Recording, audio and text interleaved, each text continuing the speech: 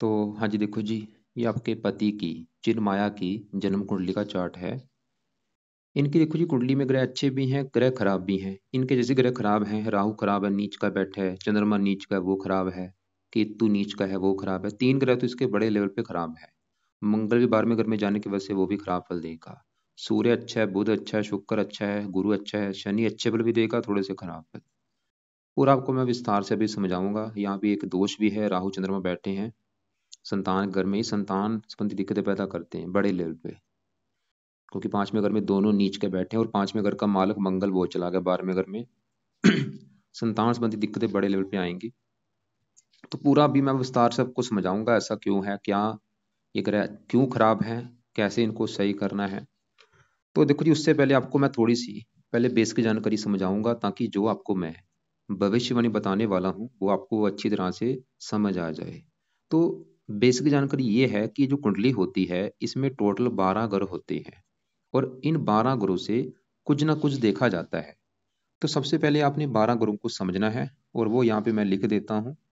ये है आपका, ये है आपके पति का पहला घर, ये इनका दूसरा घर, ये तीसरा, ये है चौथा घर, पांचवा, छठा, सातवां, आठवां, नौवां घर, 10वां, 11वां और ये इनका 12वां घर।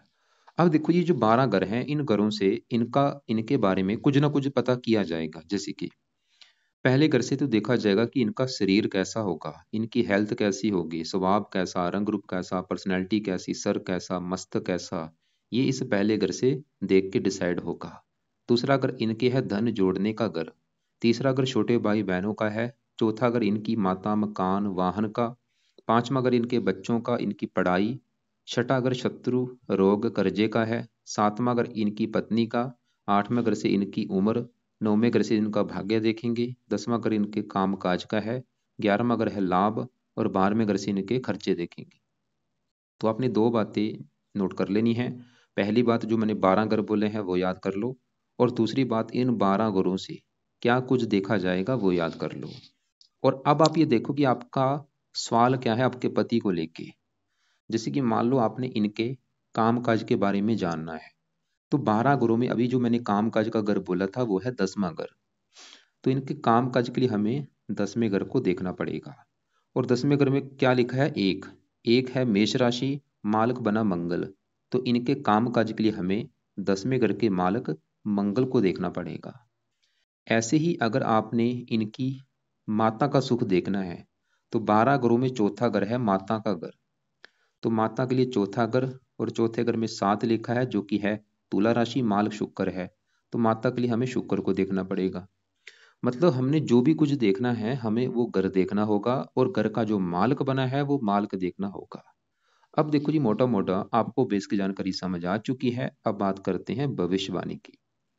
तो जैसे मैंने आपको अभी बोला कि इनके कुछ ग्रह तो बहुत अच्छे हैं, कुछ ग्रह हैं इनके खराब। पहले इनके मैं खराब ग्रहों को कवर करूंगा कि खराब ग्रह कौन से खराब हैं और क्यों खराब है, उनको कैसे सही करना है। तो सबसे पहले यहाँ पे 5वें घर में राहु और चंद्रमा जो बैठे हैं इनकी बात करते हैं। सबसे पहले देखो जी, मैं चंद्रमा की बात करूंगा। तो इसका जो चंद्रमा और राहु दोनों की युति है, ये बैठे हैं कुंडली के 5वें घर में आके। ये जो 5वां घर है, पहले 5वें घर से समझो क्या देखा जाएगा। 5वां घर है, इस जातक के जो बच्चे हैं, बच्चे कैसे होंगे 5वें घर से देखेंगे। इस जातक की जो पढ़ाई है कि ये कितना पढ़ा लिखा होगा, इसके अलावा ये कितना बुद्धिमान होगा। तीन चीजें 5वें घर से देखी जाएंगी। और फार्मूला भी मैंने समझाया था कि घर का आपने मालक देखना है। तो 5वें घर में एक नंबर लिखा है 8। 8 है वृश्चिक राशि, मालक बना मंगल। तो इन तीन चीजों के लिए हमें 5वें घर के मालक मंगल को देखना पड़ेगा। और मंगल के अलावा 5वें घर में राहु और चंद्रमा बैठे हैं, इनको भी देखना पड़ेगा। मतलब तीन ग्रहों को देख के डिसाइड होगा इस जातक की पढ़ाई के बारे में, संतान के बारे में और बुद्धि के बारे में। तो अभी सबसे पहले मैं 5वें घर में बैठे चंद्रमा की बात करता हूँ। तो इसका जो चंद्रमा है वो 5वें घर में, यहाँ पे जो 8 लिखा है, ये वृश्चिक राशि में नीच का बैठा है, जिसकी वजह से इसका चंद्रमा मुझे बहुत बड़े लेवल पे खराब लगा है। ये जो ग्रह देखो जी होते हैं, इनके अपने भी ग्रह होते हैं। जैसे गुरु इसका अपने घर में बैठा है, इसके लिए ये मुझे बहुत अच्छा लगा है। बुध अपने घर में बैठा है। इन ग्रहों का कुछ मित्र का भी घर होता है। अगर मित्र घर में बैठे, जैसे इसका सूर्य मित्र घर में बैठा है, वो भी अच्छा है। लेकिन अगर ये ग्रह दुश्मन के घर में बैठे हैं तो अच्छे नहीं होते। या नीच के बैठे हैं फिर तो बड़े लेवल पे खराब है। तो चंद्रमा इसलिए इसलिए खराब है क्योंकि वो जहाँ बैठा है पांचवें घर में वहां पे वो नीच का बैठा है। इसकी वजह से चंद्रमा खराब फल देगा। क्या खराब फल देगा? एक तो पांचवें घर की हानि कर देगा। पांचवा घर है इसके बच्चों का घर। तो चंद्रमा पांचवें घर में बच्चों के घर में बैठा है तो बच्चों को लेकर इसको दिक्कतें पैदा कर देगा। संतान संबंधी दिक्कतें पैदा करेगा इसको ये। खासकर साथ में राहु भी नीच का है। तो यहाँ पे एक योग बना है, इसे कहते हैं माता माता का श्राप होता है। चंद्रमा राहु से पीड़ित है तो ऐसे लोगों को पुत्र का सुख नहीं मिलता। मतलब इस जातक के पुत्र नहीं पैदा होगा। कन्या पैदा हो जाएंगी लेकिन कन्या भी हो सकता है कम पैदा हो, या वो भी संतान देरी से हो। मतलब संतान को लेकर सबसे बड़ी दिक्कत होगी इसकी लाइफ की, क्योंकि उसके तीन कारण हैं। क्योंकि पांचवा घर संतान का, पांचवें घर का मालक मंगल वो खराब, पांचवें घर में राहु चंद्रमा बैठे हैं, ये भी दोनों नीच के हैं। तो पांचवा घर बुरी तरह से खराब है। तो एक तो इस जातक को आएंगी संतान को लेकर दिक्कतें। क्या दिक्कतें होंगी? जैसे मैंने बोला, जहाँ तो पुत्र इसके होगा नहीं, या होगा देरी से होगा, जहाँ हो भी जाता है वो जीवन में आगे नहीं बढ़ पाएगा। पांचवा अगर पढ़ाई का है, इसको पढ़ाई में दिक्कतें आएंगी। पांचवा अगर बुद्धि का है, बुद्धि भी जरा तेज नहीं होगी इसकी। जैसे कह सकते हैं कम बुद्धि वाला होगा, तेज बुद्धि की नहीं होगा। और चंद्रमा जिस घर का मालक है, मालक किस घर का है? पहले घर का। और पहला घर भाई सबसे मेन घर। जैसे मैंने भी 12 घर बोले थे कि सातवां घर इसकी पत्नी का, पांचवा बच्चों का, चौथा माता का, तीसरा छोटे भाई बहनों का। ऐसे जो पहला घर है, ये पहला घर इस जातक का घर है कि ये जातक खुद कैसा होगा, इसका शरीर कैसा होगा, इसका रंग रूप कैसा होगा, इसकी पर्सनैलिटी कैसी होगी, सर कैसा होगा पहले घर से। और पहले घर में क्या लिखा है? 4, जो कि कर्क राशि, मालक बना चंद्रमा। तो पहले घर के मालिक चंद्रमा को देखना पड़ेगा इसकी हेल्थ के लिए, इसके पर्सनैलिटी के लिए, इसके स्वभाव के लिए, रंग रूप के लिए। और चंद्रमा भाई इसका खराब है, क्या होगा? पर्सनैलिटी खराब कर देगा, हेल्थ खराब कर देगा। अब देखो जी, चंद्रमा जो है ये सबसे बड़ा जो इसको नुकसान देगा, इसकी हेल्थ को भी लेके देगा। क्योंकि शरीर का मालिक चंद्रमा नीच का बैठा है, पांचवें घर में बैठा है। तो चंद्रमा इसको जो रोग देगा, क्या रोग देगा? एक तो पांचवें घर से पेट देखते हैं, पेट संबंधी कोई दिक्कतें पैदा कर सकता है। पेट में जैसे इसके जो एक रोग होता है जलोदर रोग, आपने सुना होगा जलोदर रोग। पेट में जो पानी भर जाता है, ऐसी दिक्कतें पैदा कर सकता है, पेट में पानी भर जाना। या ये कर्क राशि का रोग देगा। कर्क राशि के जो रोग होते हैं, छाती से जुड़ा रोग हो गया, फेफड़े से जुड़ा रोग हो गया। या चंद्रमा रक्त का कारक, रक्त संबंधी दिक्कतें पैदा कर देगा। मन का कारक, मन बहुत ज्यादा इसका बेचैन होगा, मानसिक शांति इसको नहीं मिलेगी। डिप्रेशन के शिकार भी ऐसे लोग होते हैं, बहुत ज्यादा डिप्रेशन के शिकार होते हैं। माता का कारक, माता संबंधी दिक्कतें आती हैं, बुद्धि संबंधी दिक्कतें। मतलब ये चंद्रमा हेल्थ भी खराब कर देगा, संतान संबंधी चिंता, पढ़ाई में दिक्कतें, बुद्धि को भ्रमित, माता संबंधी दिक्कतें, मानसिक चिंता। लाइफ ये लग्नेश भी है, लग्नेश नीच का जो बैठता है तो लाइफ में स्ट्रगल करना पड़ता है, लाइफ में स्ट्रगल करना पड़ेगा।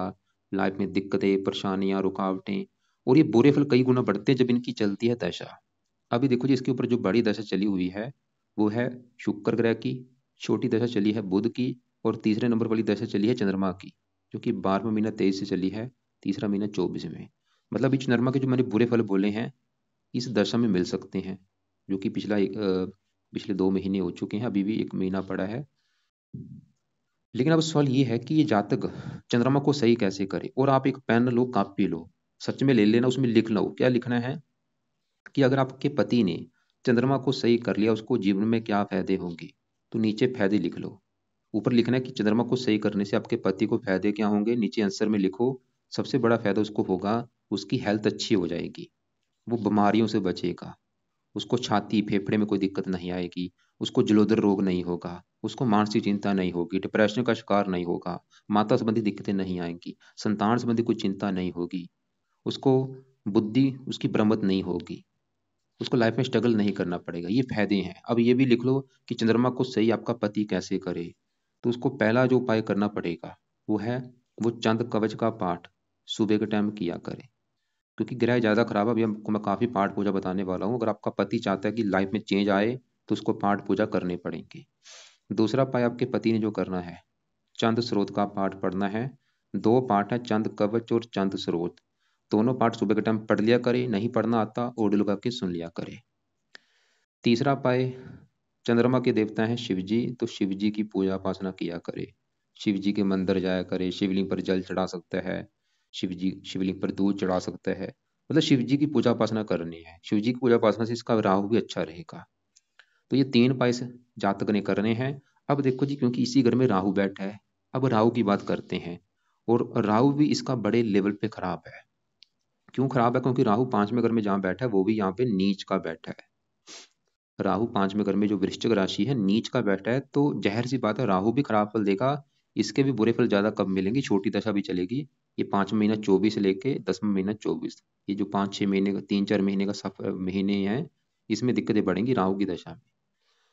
तो राहु के लिए राहु का बुरा फल क्या होगा पहले वो समझो।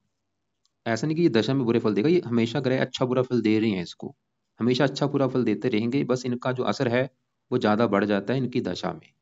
तो राहु पांचवें घर में है, पांचवा घर संतान का, ये भी इसको संतान को लेकर दिक्कतें पैदा करेगा। या तो बार बार पत्नी का गर्भपात होता है, या संतान होती नहीं है, या देरी से होती है।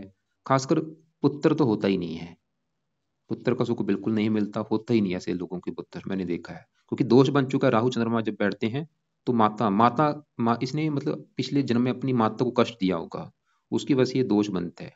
और ये एक सर्प दोष भी होता है। एक आपने काल सर्प दोष होगा, वो अलग होता है, एक सर्प दोष भी होता है, सर्प दोष की वजह से पुत्र का सुख नहीं मिलता। तो पुत्र का सुख मिलेगा कैसे, सवाल ये है। अगर ये जातक धार्मिक बनेगा, धार्मिक पाठ पूजा करेगा, फिर इसको पुत्र का सुख मिलेगा। संतान को फल स्रोत का पाठ भी कर सकता है। तो राहु पांचवें घर में मतलब संतान संबंधी चिंता पैदा करेगा। या तो गर्भपात होगा, या संतान देरी से होगी, या कन्या ज्यादा पैदा होगी, या संतान जीवन में आगे इसकी बढ़ नहीं पाएगी। और पांचवा घर पढ़ाई का, पढ़ाई में दिक्कतें, बुद्धि को भ्रमित। और राहु की 3 दृष्टियां पांच में यहाँ पे, ये भाग्य की हानि करता रहेगा। 11वें घर को आमदन को लेकर दिक्कतें, पहले घर को देखेगा, इसको लाइफ में स्ट्रगल कराएगा, चिंता परेशानी। लेकिन यहाँ पे एक अच्छी बात है कि इसका राहु बिल्कुल 0 डिग्री का बैठा है, उसमें बल नहीं है, जो बुरा फल देना है वो बुरा फल देगा बिल्कुल कम मात्रा में, क्योंकि बल ही नहीं है, जो कि बहुत अच्छी बात है। लेकिन फिर भी इस जातक ने इसके उपाय करने हैं, ताकि जो बुरा फल है वो बिल्कुल कम हो जाए, अगर थोड़ा बहुत है भी तो वो कम हो जाए। तो अब सवाल कि राहु के क्या उपाय हैं। तो राहु का इस जातक ने जो पहला उपाय है वो है, रात के समय राहु कवच का पाठ इसने पढ़ना है या इसको सुनना है। और दूसरा उपाय, राहु का दान करना है। दान देखो जी, मैं तो बोलूंगा रोजाना कर दिया करे, या हफ्ते में 4-5 दिन जरूर किया करे। दान क्या होता है? दान इसका है सतनाजा, 7 प्रकार के नाज वो पंछियों को डालने हैं। तो राहु कवच का पाठ रात को पढ़ना है या सुनना है, 2 मिनट का पाठ है, 2 मिनट में ये पाठ पढ़ लेगा या सुन लेगा। सही ढंग से बैठ के चौकड़ी मार के आराम से पूरी भावना लेके पाठ को पढ़ना है या सुनना है, और दान इसका किया करे। इसके वैसे और भी उपाय हैं, क्योंकि मैं उपाय कम बता रहा हूँ, ताकि क्योंकि अभी आपको मैंने काफी उपाय बताने हैं, इसलिए उपाय मैं कोशिश कर रहा हूँ कम से कम बताने की। जो जरूरी उपाय है वही बता रहा हूँ। अब देखो जी, जैसे मैंने बोला, इसका राहु खराब है क्योंकि वो नीच का है, चंद्रमा खराब है क्योंकि वो नीच का है। ऐसे इसका जो केतु है वो भी खराब है, क्योंकि वो 11वें घर में नीच का बैठा है। और 11वां घर देखो जी मेन घर होता है, 11वां घर है इस जातक की जो आमदन है, इनकम, वो कैसी होगी 11वें घर से। इसके बड़े भाई बहन कैसे 11वें घर से लाभ मिलेगा या नहीं, इच्छाएं पूरी होंगी या नहीं, ये चीजें 11वें घर से देखेंगे। और आपको मैंने एक फार्मूला समझाया कि घर का मालिक देखना है। तो 11वें घर में 2 लिखा है, 2 है वृष राशि, मालक है शुक्र। तो 11वें घर के मालिक शुक्र को देख के डिसाइड होगा इन चीजों के बारे में। और शुक्र के अलावा 11वें घर में केतु बैठा है, उसको भी देखेंगे। तो केतु 11वें घर में यहाँ पे जो 2 है वृष राशि में नीच का बैठा है, तो ये 11वें घर का सत्यानाश कर रहा है। 11वां घर है आमदन का, केतु इसकी आमदन को लेकर दिक्कतें पैदा करता रहेगा। आमदन कम होगी, धन कमाने के साधन कम होंगे, खर्ची बल्कि ज्यादा होंगे, कामों में लाभ नहीं मिलेगा, इच्छाएं पूरी नहीं होने देगा, केतु ये दिखा रहा है। मतलब अगर इसने केतु को सही कर लिया, फिर लिखो क्या फायदे होंगे। केतु को सही करने से इसकी इनकम बढ़नी शुरू हो जाएगी, इसके कामों में लाभ मिलना शुरू हो जाएगा, इच्छाएं पूरी होनी शुरू हो जाएंगी केतु को सही करने से। तो इसके भी 2 उपाय हैं। पहला उपाय केतु का, केतु कवच का पाठ रात को पढ़ना है या इसको सुनना है रोजाना। और केतु का दान करना, केतु का दान है कुत्तों को रोटी डालना। तो रोजाना कुत्तों को रोटी डालनी है, जब रोटी डालेगा उस समय केतु का मंत्र मन में करते करते कुत्तों को रोटी डाल देनी है। अब देखो जी आगे बढ़ते हैं। ये जो मंगल है, मंगल भी इसका मुझे अच्छा नहीं लगा। अब सवाल है कि मंगल क्यों खराब है। मंगल देखो जी 2 कारणों से खराब है। एक तो मंगल कहाँ बैठा है, कुंडली के 12वें घर में। और ये जो 12वां घर है अच्छा घर नहीं होता, क्योंकि इस घर से खर्चा, हानि, दान दंड, हॉस्पिटल के खर्चे, पागल खाना, विदेश यात्रा, जेल यात्रा, मतलब ऐसी खराब चीज इस 12वें घर से देखते हैं, इसकी वजह से इस घर को अच्छा घर नहीं माना गया। तो मंगल क्यों खराब है? एक तो 12वें घर में, खराब घर में, ऊपर से बैठा भी यहाँ पे वो बुध के घर में है जो कि उसका शत्रु है। तो दो कारणों से मंगल खराब है इस जातक का। तो क्या खराब फल देगा? मंगल जिन घरों का है मालक, मंगल का जो घर है वो है ये 10वां घर, और 10वां घर है इस जातक के काम काज का घर।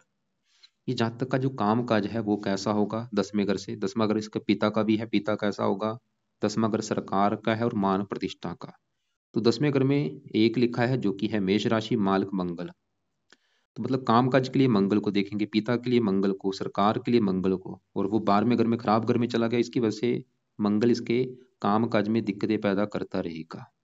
इसका जो भी काम काज है उसमें दिक्कतें आती रहेंगी, काम काज में खर्चा ज्यादा होगा, काम काज की हानि होती रहेगी, क्योंकि 12वां घर खर्चे का है, हानि का है, काम काज हानि के घर में बैठा है।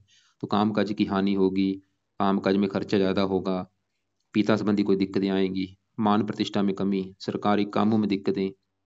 और मंगल का ये 5वां घर भी है जो कि संतान का घर है। मंगल की वजह से संतान संबंधी भी दिक्कतें आएंगी, पढ़ाई में दिक्कतें। अब देखो जी, फिर लिख लो कि अगर ये जातक मंगल को सही कर लेता है, फायदे क्या होंगे? नीचे आंसर लिखो। सबसे बड़ा फायदा, इसके कामकाज की दिक्कतें दूर हो जाएंगी, पिता संबंधी दिक्कतें नहीं आएंगी, सरकारी कामों में दिक्कतें नहीं आएंगी, मान प्रतिष्ठा में कमी नहीं होगी, इसको संतान संबंधी दिक्कतें नहीं आएंगी, पुत्र का सुख मिल जाएगा। इसकी और भी कई फायदे होंगे। तो मंगल के 2-3 उपाय मैं बताता हूँ। पहला उपाय जो मंगल का है वो है, इस जातक ने मंगल कवच का पाठ सुबह के टाइम पढ़ना है या उसको सुनना है। दूसरा उपाय, मंगल स्रोत का पाठ। और तीसरा उपाय, हनुमान जी का पाठ इसने करना है। हनुमान जी का क्यों करना है? क्योंकि जो मंगल है इसका जो देवता है वो हनुमान जी होता है। तो हनुमान जी का पाठ करने से भी मंगल अच्छा होगा। और हनुमान जी का पाठ करने से और भी इसको कई फायदे हैं, क्योंकि जो इसके इष्ट देव हैं कुंडली में वो हनुमान जी हैं। तो उसका भी फायदा होगा, इष्ट देव बने हैं। इसके अलावा एक और फायदा होगा, राहु भी इसको कष्ट नहीं देगा। एक और फायदा होगा, शनि भी इसको कष्ट नहीं देगा। मतलब इसको देखो जी कितना ऑफर मिला है कि हनुमान जी का पाठ कर रहा है। ऑफर, ऑफर क्या है? मंगल अच्छा हो रहा है, शनि अच्छा हो रहा है, राहु अच्छा हो रहा है, और इष्ट देव हैं। तो हनुमान जी का जो पाठ है सुबह शाम कर लिया करे। सुबह ऐसे कर ले कि सुबह हनुमान चालीसा पढ़ ले, रात को बजरंग बन का पाठ कर ले, और हनुमान जी के मंदिर जाता रहे। बहुत अच्छी बात होगी इसके लिए। अब आगे बढ़ते हैं। और ये जो मंगल है ये देखो जी, ये भी कर्जदार बनाता है 12वें घर में बैठ के। तो ये अगर हनुमान जी का पाठ करेगा या मंगल कवच का स्रोत का पाठ पढ़ता है तो ये कर्जे से भी बचेगा, कर्जा भी इसका उतर जाएगा। अब आगे बढ़ते हैं। अब यहाँ पे मैं शनि की बात करता हूँ। इसका शनि सवाल की अच्छा है या बुरा है? तो शनि इसको देखो जी डले मिले फल देगा, अच्छे फल भी देगा, कुछ बुरे फल भी देगा। शनि कहाँ बैठा है? कुंडली के पहले घर में, जो कि मैंने अभी बोला था। पहले घर से इस जातक का शरीर देखा जाएगा, हेल्थ देखी जाएगी, स्वभाव, रंग रूप, पर्सनैलिटी, सर मस्तक पहले घर से देखेंगे। और पहले घर के मालक चंद्रमा को भी देखना पड़ेगा, जो कि हम देख चुके हैं, वो तो दिखा रहा है इसकी हेल्थ खराब होगी, पर्सनैलिटी खराब होगी। अब पहले घर में जो शनि है उसको भी देखना पड़ेगा। तो शनि पहले घर में जहाँ बैठा है वो यहाँ पे चंद्रमा के घर में बैठा है, और चंद्रमा को अपना दुश्मन मानता है। आपको मैं एग्जाम्पल समझाता हूँ। मान लो मेरा घर है और मेरे घर में मेरा कोई दुश्मन आ जाए। जो मेरा दुश्मन है अगर वो मेरे घर में आया होगा, सिंपल सी बात है, वो मेरे घर का नुकसान कर देगा। मेरे घर में मेरा टीवी तोड़ देगा, मेरी फ्रिज तोड़ देगा, मेरा बेड तोड़ देगा। वो काम यहाँ पे शनि करेगा। शनि पहले घर में पहले घर का नुकसान करेगा, क्योंकि शनि पहले घर में जहाँ बैठा है वो चंद्रमा का घर है, और ये चंद्रमा को अपना दुश्मन मानता है। तो पहले घर का क्या नुकसान करेगा? पहला घर इसका है शरीर, हेल्थ। शनि भी इसकी हेल्थ खराब कर देगा। क्या हेल्थ खराब करेगा? ये इसको सर्दी, जुकाम, खांसी या दमे की शिकायत दे सकता है। और शनि इसको क्रोधी बनाएगा, जिद्दी बनाएगा, हट्टी बनाएगा, क्योंकि क्रूर ग्रह है, गुस्से वाला बनाएगा, मानसिक चिंता देगा, लाइफ में स्ट्रगल कराएगा, दिक्कतें परेशानियां पैदा कर देगा, रुकावटें पैदा कर देगा। लेकिन शनि की इस कुंडली में अपनी दो घर हैं। एक तो इस घर का मालिक है 7वें घर का, और ये 8वें घर का मालिक है। 7वां घर है इसकी पत्नी का घर। पत्नी के लिए 7वां घर, और 7वें घर में लिखा है 10, जो कि है मकर राशि, मालिक शनि। तो पत्नी के लिए शनि को देखेंगे। शनि पहले घर से वैसे अपने घर को देख रहा है, पत्नी के लिए वैसे अच्छा है। थोड़ा बहुत पत्नी से मनमुटाव होगा, फिर भी पत्नी के लिए अच्छा है। और शनि 8वें घर का मालिक है, उम्र, सर के ऊपर बैठी उम्र के लिए भी अच्छा है। मतलब पत्नी के लिए अच्छा है, उम्र के लिए अच्छा है, लेकिन ये पहले घर की हानि कर रहा है, हेल्थ खराब, पर्सनैलिटी खराब। और शनि की 3 दृष्टियां होती हैं। 10वीं दृष्टि पड़ेगी 10वें घर के ऊपर, यहाँ पे है नीच राशि, तो 10वां घर काम काज का है, काम काज में भी दिक्कतें पैदा करता रहेगा। और 10वें घर का जो मालक मंगल वो भी खराब है भाई, तो मंगल भी कामकाज की दिक्कतें पैदा करेगा, हेल्थ खराब करेगा। मतलब अगर शनि को सही कर लिया क्या फायदे होंगे, कामकाज की दिक्कतें दूर हो जाएंगी, मतलब कामकाज में दिक्कतें परेशानियां नहीं आएंगी, हेल्थ अच्छी रहेगी, बीमारियों से बचेगा, गुस्सा नहीं आएगा। तो शनि के भी एक दो उपाय बताता हूँ। पहला उपाय शनि का, इसने रात के समय शनि चालीसा का पाठ पढ़ना ही पढ़ना है। दुनिया इधर की इधर हो जाए, उधर की उधर हो जाए, तो ये पाठ जरूर पढ़े। नहीं पढ़ना आता इसको सुन लिया करे। और दूसरा उपाय, हर शनिवार को शनि मंदिर में माथा टेक के आया करे। शनि का दान कभी नहीं करना, खाली शनि मंदिर में माथा टेक के आना है और शनि चालीसा रात को पढ़ना है। इसके बुरे फल जो मैंने बोले हैं, कामकाज की दिक्कतें नहीं आएंगी, हेल्थ खराब नहीं होगी, कई फायदे होंगे। अब देखो जी, यहाँ पे मैं गुरु की बात करता हूँ, जो कि इसका सबसे बड़े लेवल पे ग्रह अच्छा मुझे लगा है। ये गुरु इसका बहुत अच्छा है। क्यों अच्छा है? क्योंकि ये बैठा है जहाँ पे है, 9वें घर में। और 9वें घर से देखा जाता है भाग्य। अगर इस जातक का भाग्य देखना है कि कैसा होगा, तो ये 9वां घर देखना पड़ेगा। और 9वें घर में कौन सा नंबर है? 12। क्योंकि घर का मैंने फार्मूला क्या समझा था कि घर का मालिक देखना होता है। तो 9वां घर भाग्य का है, तो 9वें घर में 12 लिखा है। 12 है मीन राशि। मीन राशि का जो मालिक है गुरु होता है। तो इसके भाग्य के लिए हमें गुरु को देखना पड़ेगा, और वो कहाँ बैठा है? इसी घर में बैठा है। मतलब गुरु 9वें घर में ही बैठा है, जो कि बहुत अच्छी बात है। मैं आपको फिर एग्जाम्पल समझाता हूँ। मेरा घर है और मैं अपने घर में बैठा हूँ, तो मैं अपने घर का हमेशा अच्छा करूंगा, घर की सफाई भी रखूंगा, देखभाल भी करूंगा, क्योंकि मेरा घर है। तो गुरु इस 9वें घर का कर देगा अच्छा, मतलब इस जातक को भाग्यशाली बना देगा। खासकर गुरु की दशा समय अच्छा होगा। और भाग्यवंशी, जो भी मैंने बुरे फल बोले हैं, वो बुरे फल में कमी जरूर आएगी, फिर भी भाग्यवंशी लाइफ में सुख मिल जाएगा। और ये धार्मिक भी इसको बनाएगा, परोपकारी भी बनाएगा, दानी भी बनाएगा। और गुरु की देखो जी 3 दृष्टियां होती हैं। 5वीं दृष्टि पड़ेगी पहले घर के ऊपर, यहाँ पे है उच्च राशि। ये पहले घर का अच्छा कर देगा। अभी जो शनि के मैंने बुरे फल बोले थे, उन बुरे फलों में कमी आ जाएगी इस गुरु की दृष्टि पड़ने की वजह से। जो भी मैंने बुरे फल बोले थे, क्या बोले थे कि इसकी हेल्थ खराब होगी, तो गुरु की दृष्टि पड़ने की वजह से वो बुरे फलों में कमी आ जाएगी। ऐसी गुरु की 9वीं दृष्टि पड़ेगी इस 5वें घर के ऊपर। और 5वें घर में जो राहु चंद्रमा के मैंने बुरे फल अभी बोले थे, उन बुरे फलों में कमी आ जाएगी गुरु की दृष्टि पड़ने की वजह से। बहुत अच्छी बात है। मतलब गुरु की दृष्टि बहुत अच्छी होती है, जहाँ पड़ती है उस घर का अच्छा कर देती है। तो ये 5वें घर में राहु चंद्रमा के बुरे फलों में कमी कर रहा है। जो बुरे फल हैं वो अभी जहाँ तो मिलेंगे नहीं, या मिलेंगे कम मात्रा में, इस गुरु की वजह से। तो इस जातक का गुरु भाई बड़े लेवल पे अच्छा है। अब देखो जी, हम बात करते हैं यहाँ पे तीसरे घर में बुध और सूर्य की। ये भी इसके मुझे अच्छे लगे हैं। पहले बुध की बात करता हूँ। ये है तीसरा घर। तीसरे घर में 6 लिखा है, कन्या राशि, मालक बुध, जो कि यहीं पे बैठा है। तीसरे घर का मालक बुध इसी घर में बैठा है। बुध ये दिखा रहा है ये जातक काफी मेहनती होगा, साहसी होगा, उद्यमी होगा। ये बुध दिखा रहा है। अब इसी घर में सूर्य बैठा है। सूर्य देखो जी, इस घर का मालक है दूसरे घर का। दूसरा घर है इस जातक के धन जोड़ने का घर। ये धन जोड़ेगा कितना? 11वां घर तो कमाने का है, 10वां घर काम काज का है, सब अलग अलग चीजें हैं। ये काम काज है, ये 11वां घर धन कमाने का होता है। और दूसरा घर है धन जोड़ने का। तो दूसरे घर में 5 लिखा है, मालक सूर्य है। वो तीसरे घर में बुध की राशि में बैठा है। तीसरा घर मेहनत का है, धन मेहनत के घर में। खुद की मेहनत के बल पर फिर भी धन कमाएगा, धन जोड़ेगा, बैंक बैलेंस होगा, सूर्य दिखा रहा है। तो सूर्य भी अच्छा है। अब दूसरे घर में जो शुक्र है, वो भी इसका अच्छा है। शुक्र इस घर का मालक है चौथे घर का।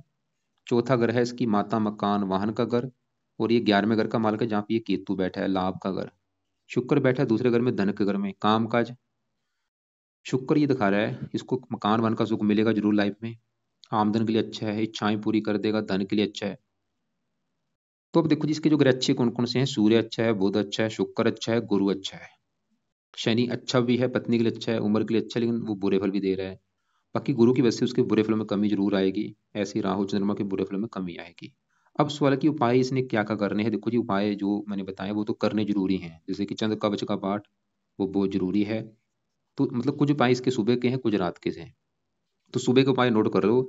चंद्र कवच का पाठ और चंद्र स्रोत का पाठ, ये सोमवार से स्टार्ट करके जाना पढ़ने हैं। पढ़ते रहे लंबे समय के लिए। मंगल कवच और मंगल स्रोत मंगलवार से स्टार्ट करके जाना पढ़ना है या सुनना है। और इसके साथ ही सुबह के टाइम हनुमान जी का पाठ भी पढ़ लिया कर। और रात के समय राहु कवच, केतु कवच और शनि चालीसा, ये 3 पाठ इसने करने हैं रात के समय। एक काम इसने और करना है, वो है रात के समय ये शुक्र का भी मंत्र कर सकता है। शुक्र का मंत्र क्यों करेगा? क्योंकि शुक्र की बड़ी दशा चली हुई है, वो फिलहाल अच्छा है। फिर भी शुक्र का मंत्र कम से कम एक माला कब तक करना है शुक्र का मंत्र? जब तक शुक्र की दशा है 10वां महीना 26 तक। देखो यहाँ पे राहु कवच का पाठ और केतु कवच का पाठ, इनके में मैंने मंत्र नहीं बोले। अपनी मर्जी से मत कुछ करना, जो चीजें बोली है वही करनी है, अपनी मर्जी से कुछ नहीं करना। अगर मंत्र बोला है तो मंत्र करना है, पाठ बोला है तो पाठ करना है।